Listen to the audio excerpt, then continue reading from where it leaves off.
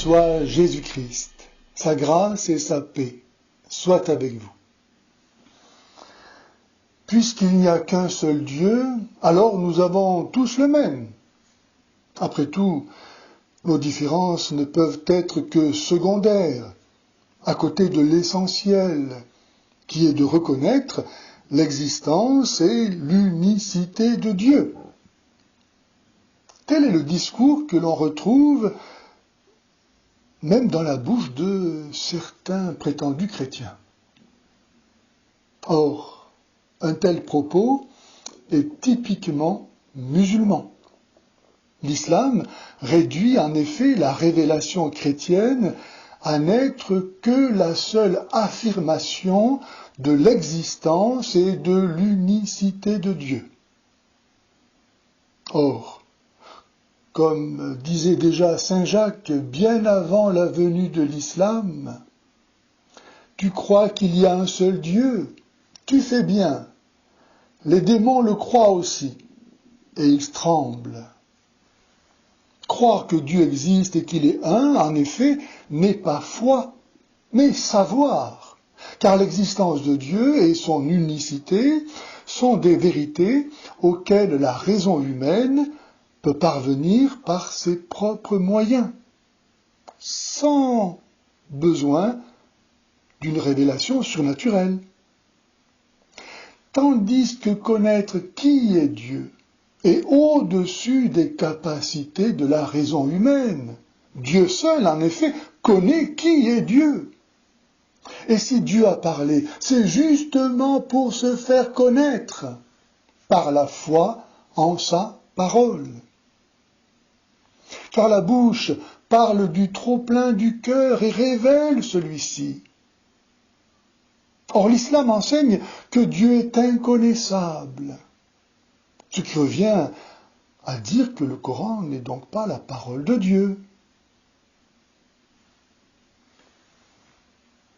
Si connaître Dieu implique de croire en sa parole, chrétiens et musulmans n'écoutant pas la même parole, n'ont donc pas non plus la même connaissance de Dieu, et donc n'adorent pas le même Dieu.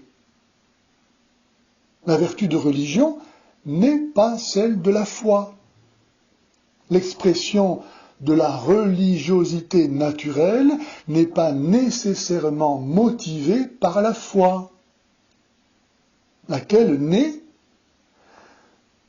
par la prédication de la parole du Christ.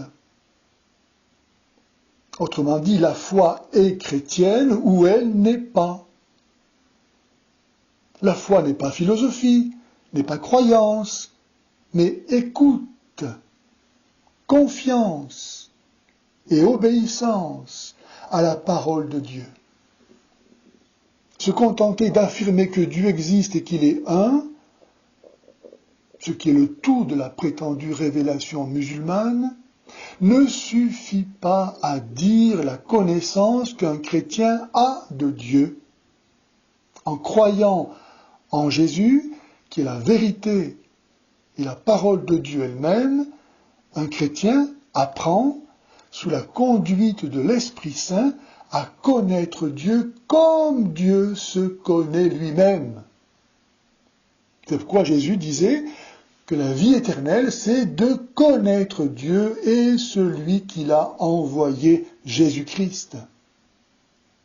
L'unique et vrai Dieu qui nous a parlé par le Messie, sa parole incarnée, aurait-il deux paroles comme les pécheurs, ou bien une seule comme les gens d'honneur?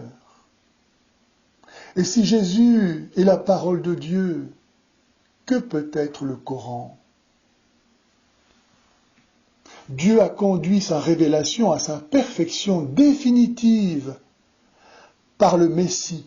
Dieu fait homme pour parler aux hommes. Celui qui croira et sera baptisé sera sauvé. Celui qui refusera de croire sera condamné. À bon entendeur, salut.